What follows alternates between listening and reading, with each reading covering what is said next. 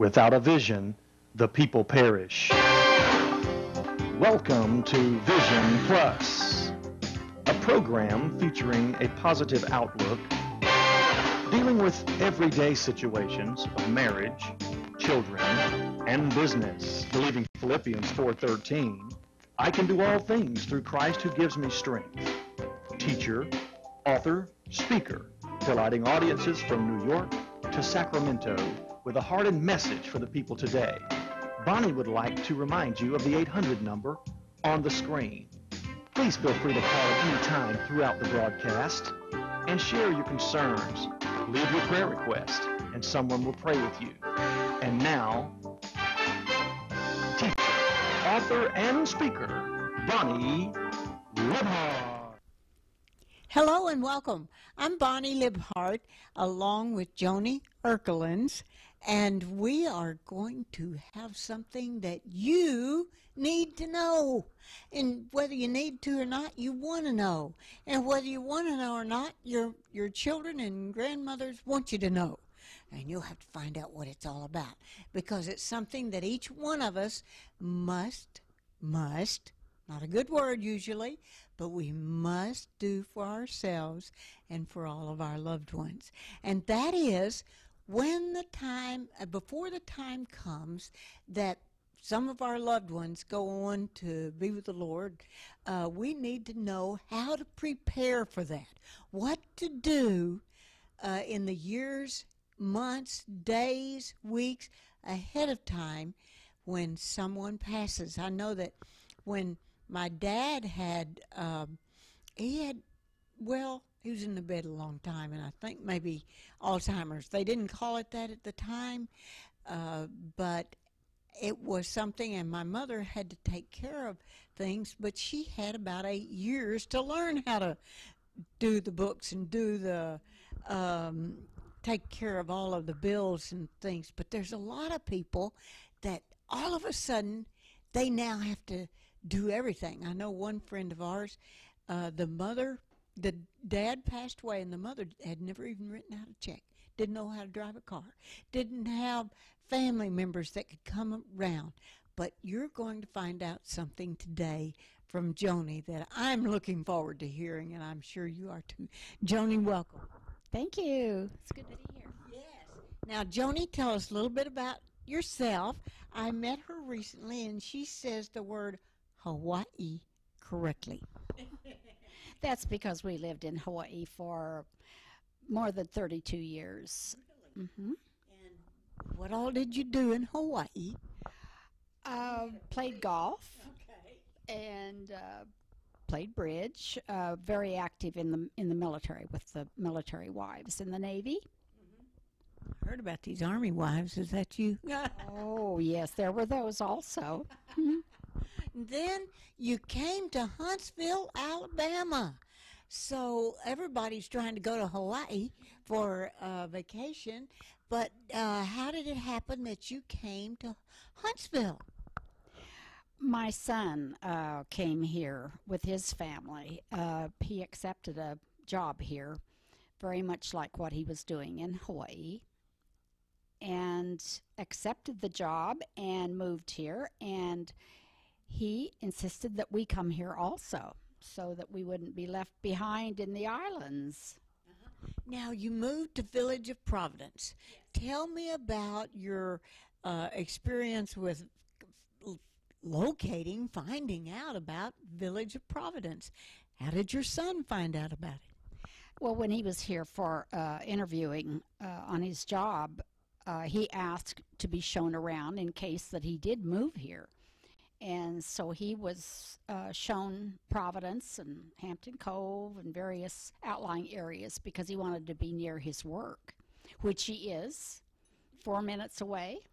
All right. Yeah. And then he went back to Hawaii. How am I going to learn to say that correctly? But anyway, I'm getting closer. and then brought with him some brochures that you looked at and learned a little bit. How did you go about picking out where you wanted to live? Well, the book, the catalog, if you will, of the homes here in Providence. We looked at very, very carefully until we knew each one by heart, and were able to see them on the internet, the interior, and we learned a lot about the village and the outlying areas. And we certainly liked what we saw here and agreed to move here. We were ready for another adventure from Hawaii, and came here almost a year ago, and we love it so much. I met her at, she and I, either one, don't have really children that were PTA members, but we joined the PTA. Well, she had a granddaughter. That helped a lot. But I always like to stay active. I was PTA president, so I always want to be active in whatever's going on around the community. And so that's when we met. And she was so sweet to speak to me, and we just immediately enjoyed meeting each other and have been friends for since that time we joined.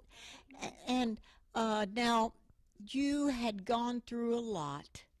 Tell me about your husband. He was mowing the lawn last time I saw him, which seemed like a very short length of time ago. And then what happened? He just unfortunately keeled over and died in the floor. It was just a matter of seconds, really, by the time I called the paramedics. He was feeling on top of the world. He had just been home a few days from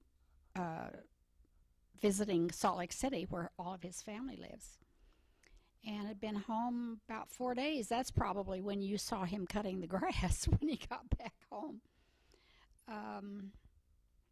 But it was totally unexpected because he was pronounced in excellent health just about a week before that happened. So, Joanie, that's got to be the way we all want to go. absolutely. I mean, live a full life and then say goodbye. Yeah, And this, Chuck's wishes. and I know my mom was 96 when she passed, and she was like in charge, totally control freak until the day she just like, okay, bye-bye, and that's exactly what I would want to do. I just think it's sad, like my dad that was ill for so many years, and that's just difficult for everyone. Now, tell me about how to prepare for, even though it was sudden, what all should we do to be ready, whether it's 8 years like my dad or instantly like your husband? What should we spouses do to prepare? Certainly, I think the most important thing we must remember is all the paperwork, the financial, the insurance, the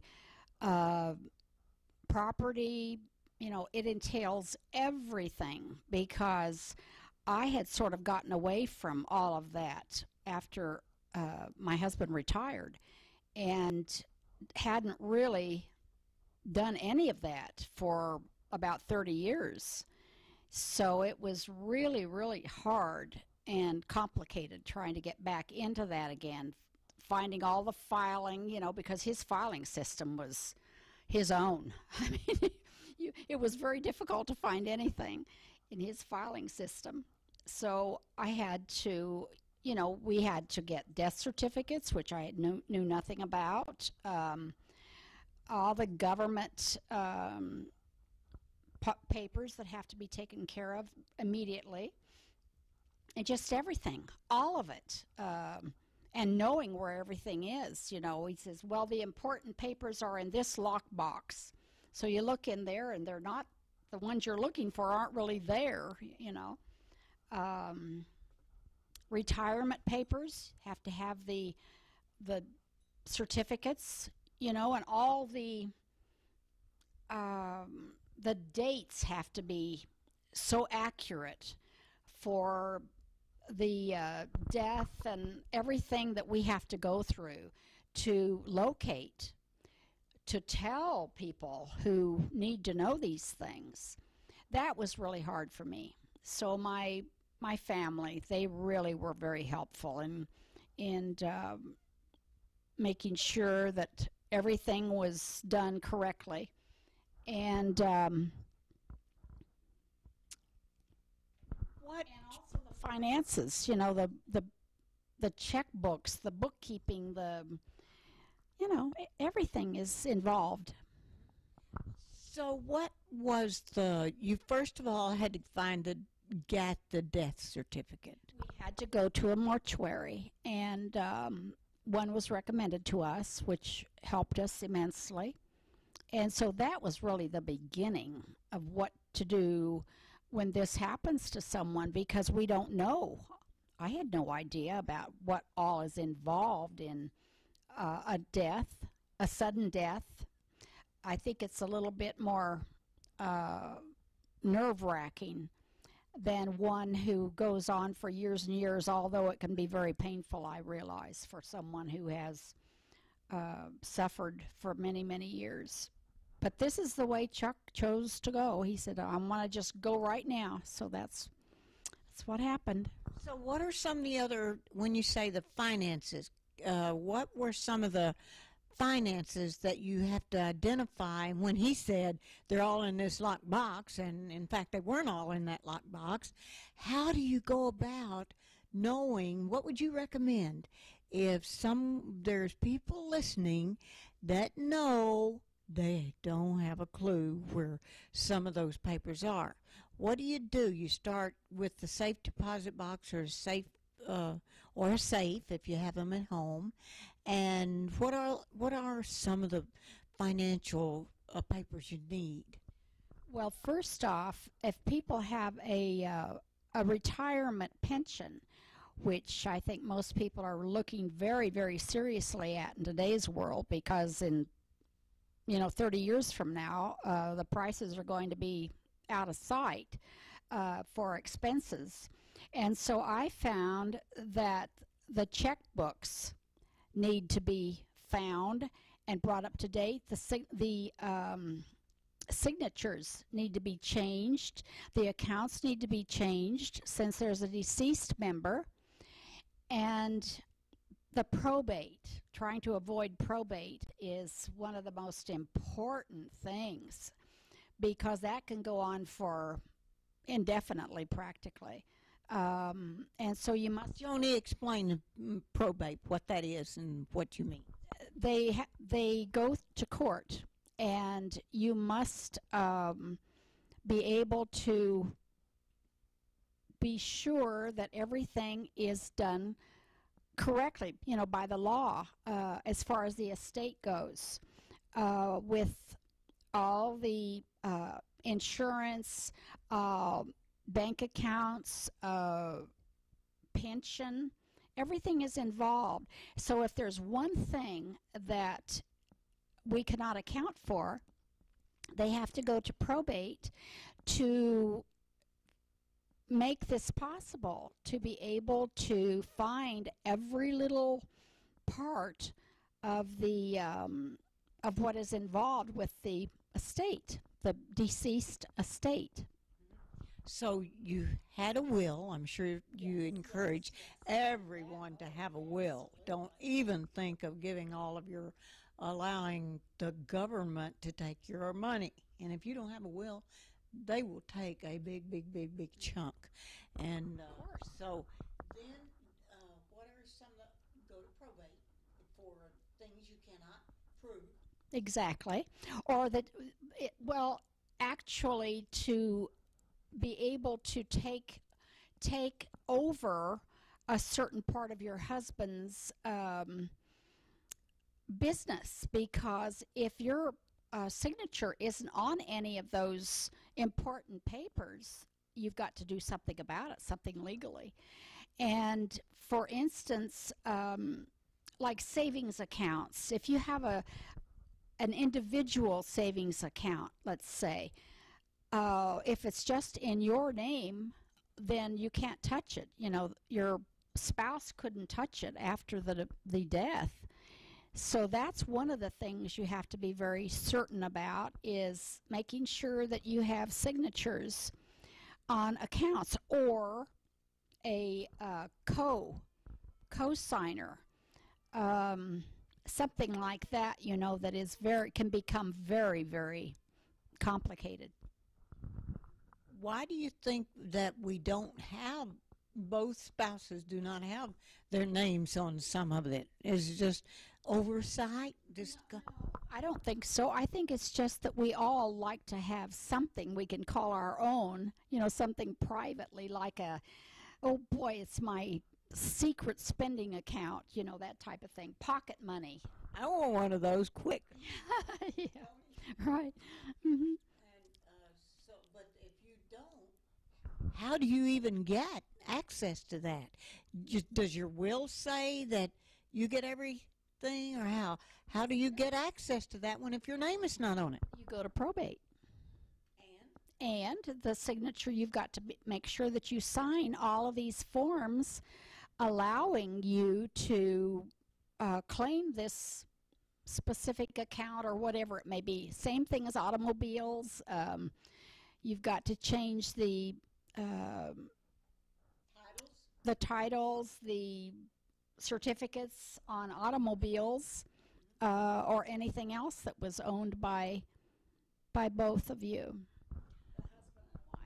What are some of the specific things that you maybe did not have? Do you have anything you would share with us that was very difficult for you, that specifically, that you wish you had thought about it 5 years ago, 3 years, a year ago?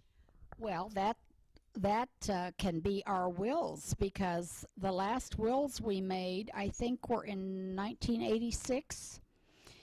And it was important that we bring those up to date, and that was before Chuck's departure.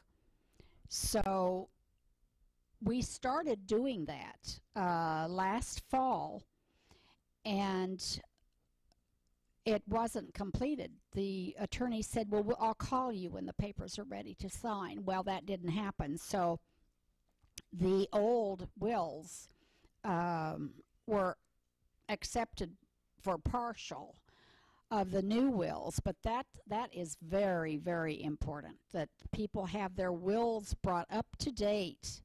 I think it should be done yearly, or certainly maybe every 6 months, because we forget we even have them. And there are usually changes that come about during the years, but that was a problem. I know of one family that they had everything to go to the grandchildren instead of the parents. Now the parents, if they were underage, they were the ones that were taking care of the grandchildren. But at the same time, if that had to happen with you, you have a 10-year-old. We're admitting she's 10 years old. Yeah, granddaughter. And so she would have to have her parents, your son, to be in charge of her money until she was 18 or 21 or whatever. And a college fund, an educational fund that most grandparents, like to start sometime during the child's younger life. But it's extremely important. And I was thinking about, you have 2 sons, 2 daughters in love, I like to call them, and then they have children, but the daughter passed, the granddaughter, and the son might need a caregiver. It could be the grandson. So how do you make your wills for your children, say 50% goes to this child, 50% if you have 2, and then take care of those grandchildren? How can you make those wills to cover extenuating circumstances? I think the most important thing is to take care of it while you're still alive. If you want to start an education fund for them, do it now. Keep putting into it now. Don't wait until the will has to be read, because things can change, during the years as the child becomes college age. I just think it's very important to, for instance, now you think about willing certain things to your grandchildren or your daughter-in-law, whomever it may be. As you grow older, you want certain people in the family perhaps to have one particular piece of jewelry or whatever. And our attorney suggested that we do it now. He said, don't put it in a will, do it now. Give the piece to the person you want to have it now, so that there's no question about who should have it. Oh, so you're not just saying put it in the will now. You're saying give that piece of furniture or whatever, jewelry, to that person now.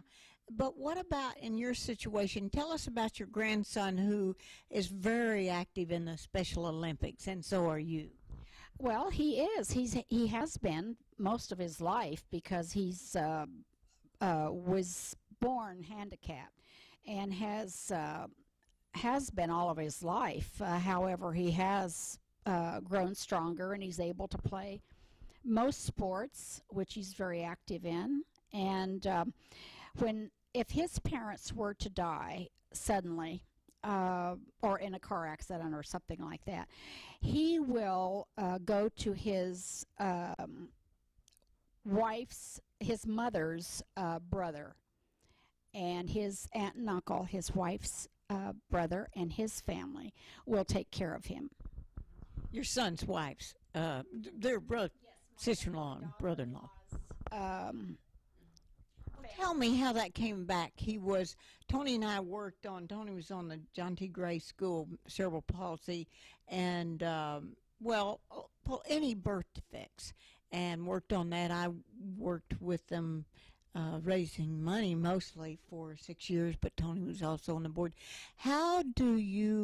What happened in his situation? He was born a handsome little beautiful child. Well, when he started school, the teachers discovered that there was something wrong, because he wasn't learning. He wasn't able to grasp the teaching that they were doing, and he had polio when he was born, and had some brain damage that wasn't really clearly known when he was very, very young. And so he was discovered handicapped when he went to school. So after several years, I think he was probably about 7 or 8, when he began going to special schools, special education, special teachers who were trained for this specific education. And he went there his entire time and graduated from high school. And was really smart in computers, wasn't he? Yes. Oh, it seems like if God takes away, I don't mean God takes it away, but if a child has one deficiency, he has just blossoms in other areas. Seems to be true with so many handicapped people. Mm-hmm. Now, you have had a special love and help for Special Olympics, and then he has worked with Special Olympics. Exactly. What all does he do to help? My son's is very, very active. He so much so that he coaches a lot of the games, and he's a driver who takes the kids wherever they need to go if there isn't enough transportation. He's always been there to help. So a lot of parents aren't as active, so he does enough, for a lot of the people who don't or cannot. They don't have the funds to go all over the place. At the various tournaments, they go to Santa Barbara and San Diego for tournaments, and that includes basketball, baseball, hockey, floor hockey, bocce ball, just about everything. I don't know what bocce ball is, but it sounds like it'd be a lot of fun. It sounds like something I do. Yeah, on the lawn. Now, what I hear you saying, or you correct me if I've not heard it right, is number one, have a will.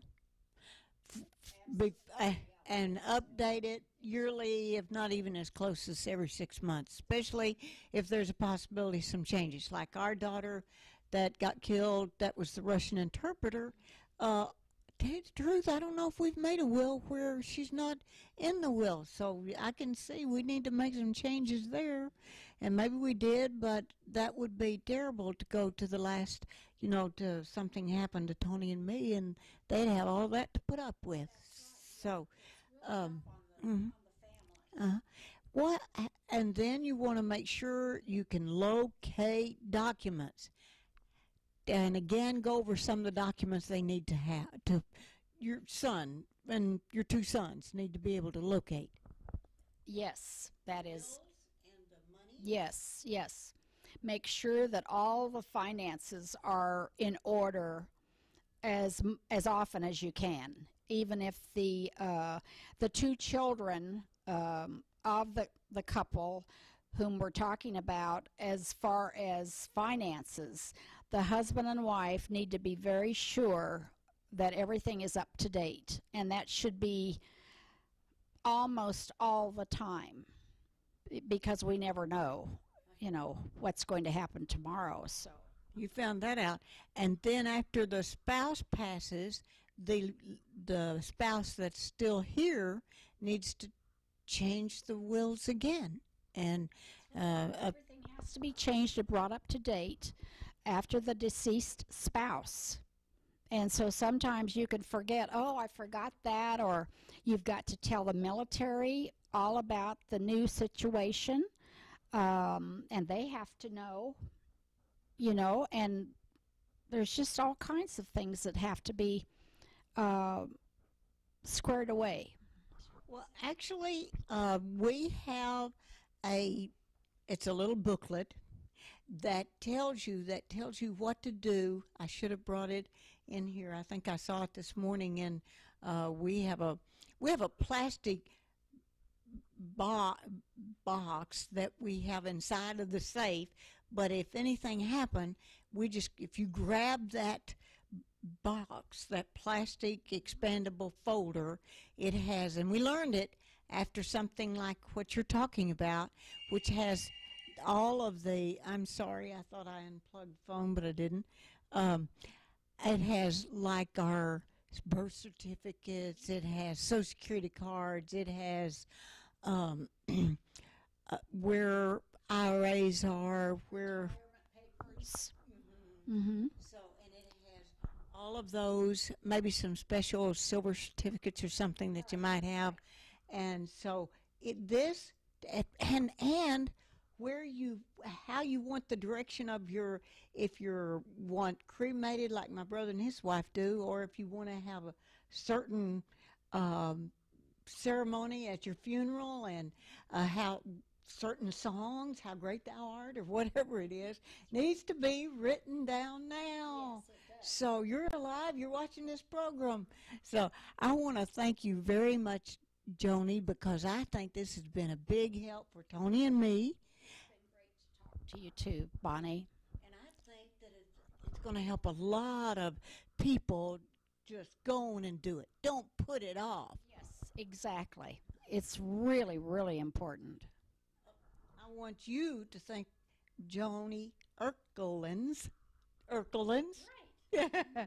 That's here in Huntsville, Alabama, via Hawaii, and that she is helping us so that we will know what to do when the time comes and we're not thinking maybe as clearly as we should be, but it'll all be done and in that box put together. And thank you very much for sharing your time. You're very welcome. It's been so beautiful. Bonnie. You're beautiful inside now. And Joan Detchamendi tells me you've been going to Sunday school, or thought about going to Sunday school with her. And I know Deb Berry said you went with her. Yes. And I thank you for that. And I thank you for joining us today. I know Miss Gladys is watching, and some other people. And this good idea, go do it in the next 24 hours, along with Tony Libhart, Bonnie Libhart, and Joanie Erkilitz. Bless your heart for watching.